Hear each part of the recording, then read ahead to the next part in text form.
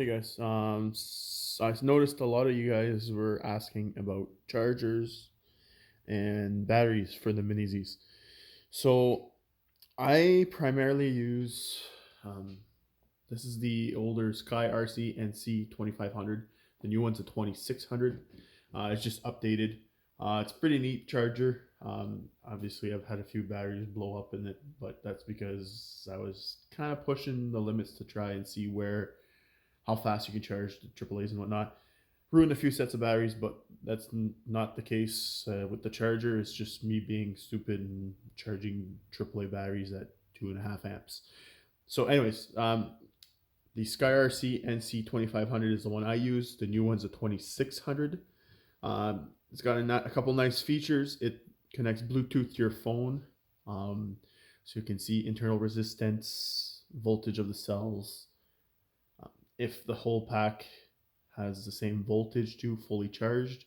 So you could kind of like match your cells like back in the day when we used to race on road with nickel metal hydrate batteries and nickel cadmiums, where you'd match cells to make a perfect pack. It's a pretty nifty little charger. It's a bit expensive. I'm pretty sure when I picked it up 5, 6 years ago, this one was about $100. I think the 2600 is a little bit more than that. It might be about the same price, but expect to pay maybe a little bit more because obviously price inflation and all that. And it's the newer charger. SkyRC makes a smaller one that's USB powered. So this one comes with a power supply block and whatever to power it up. The smaller one, the NC 1500, is USB powered. So you just need a USB block for your phone to plug it into the wall. It needs to be a 2.1 amp USB power supply. And it does all the same features as this charger. It's just it does not connect to the phone, so it doesn't show you internal resistance and whatnot. Now, you guys were asking about the Duracell batteries just from Walmart, Canadian Tire, whatever.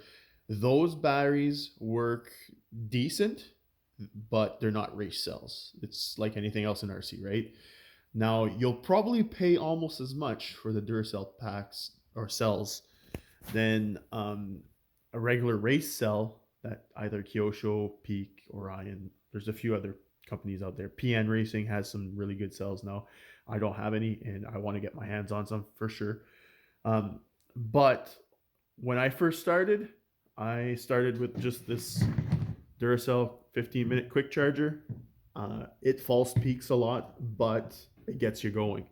Now, when we're racing, these Miniz don't take up lots of power. Like AAA's are anywhere between 750 milliamps to 1100. Some you can get some 1300s, but usually they're fake. They're not actually real 1300s. And like an 1100 milliamp cell set up in the Miniz, you're gonna get like 30 to almost 40 minutes of runtime. So with this 15-minute charger, we usually do only 5-minute races anyways, because by after 5 minutes, guys, I'm telling you, especially if we have just a small track like we're going to do for the first couple of weeks just to get used to it, you get dizzy after 5 minutes. Like I'm talking about like anywhere between 60 to 100 laps depending on track configuration in 5 to 6 minutes. So you get dizzy. So after 5 minutes, you had enough, you need to take a break. So what I usually do, like when I used to only have 2, maybe 3 sets of batteries, car comes off the track, take the batteries off. They're not dead. Now, it's not the best thing for these batteries, but if you're doing it on race day and then you actually cycle them on days off, they don't create a memory or anything. So what I do is I pull them off the car, put the new set in the car. The car needs to cool off anyways. It's just like any RC, right? The motor does get warm. So, you need to give it 10, 15 minutes. The batteries, if they're not warm, because they will heat up. Like they do exactly like a regular 10 scale. Like they'll warm up the batteries and everything. Because you're pulling it, but it's all scaled smaller, right? Like they're pulling between 1 to 2 amps out of these little AAA cells. So they do get warm. So what I do is I pull them out of the car, put them in a charger. Now, it's not recommended to do this. It's better to have 4 sets, have a set cooling off, a set for charging, and a set in the car. So what I do is I usually pre-charge my sets before going on the track, so I always have a spare set sitting that's cooling off, that's coming off the car. Um, so in a 5 minute race, you might use tops 200, 250 milliamps. So even if you have 750s, you can still probably pull 3 5 minute races, maybe even four, before they're actually dead. So capacity for these cells, it's not that like it's not critical like what our 10 scale cars that we race with. So the 15-minute Duracell charger, I don't know if they offer this one anymore because this was like one of my first ones that I bought. There's a couple other chargers online that you can get that are like digital and they're like in the $40-50 range. They work great. The Duracell charger gets you going. I think Duracell makes a 30-minute one as well. That one works just as good. And the Duracell cells, they perform pretty good. The Energizer cells, same deal.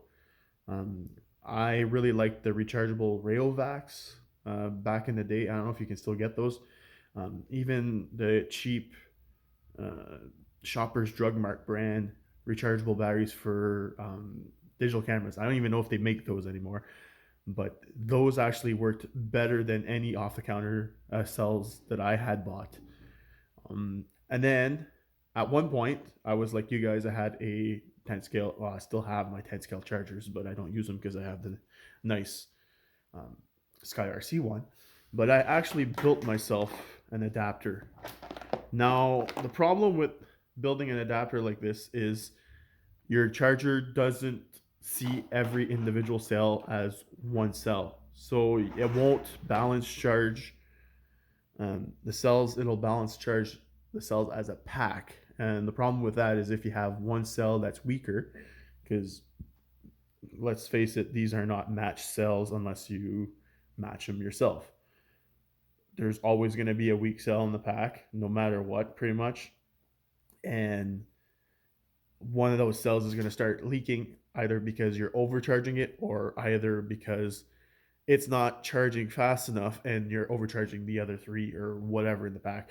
So I don't really recommend building an adapter like I did, but in a pinch to get going, newer cells will be more balanced, just like any lipo. It's the same deal.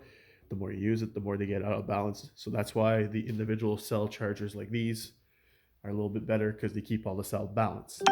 Now, I can go and go over cells themselves. Like I got an assortment of them. These Hobby King LSD cells. I don't know if you can get these anymore, but when I got them, they were very cheap, and I think they're over 6 years old and they still perform. I have two full sets that are still working great. My third set kind of died. That's why I only have two cells. I do have the trusty Duracells sitting around. I usually end up using those in controllers. Then I have a few older race cells. Atomic used to make race cells. There's a couple other TQs and the Orion 750s. Those used to be really good, but they didn't last long. They kind of died on me fairly quick. My main cells that I use now are the Peak 900s and the Speedhouse Kyosho batteries. So AAA cells, what you want, and so there's the high capacities like the 1100, the 1000s, and then there's the lower capacity ones, and then there's the mid range, so the 900s and 8 and the 750s. So the lower in milliamp hour the cell, the more it could put out amperage for current wise. So you get a punchier battery. So a 750 or an 800 milliamp battery should technically be more punchy than a 1100 milliamp cell. The 1100 milliamp cell will give you half an hour, 45 minutes of race time, and it'll be pretty consistent over that whole half hour. So let's say endurance racing, you're probably better off going with 1100s. But for the heat racing we do, 750s and 800s are the cells that you kind of want. So like my Hobby King LSDs, those are 800s. The Speed Houses, they say they're 800s, but then if you read the fine print, They're average 750 for the pack. The peak 900s, they say they're 900s. They perform decent for 900s.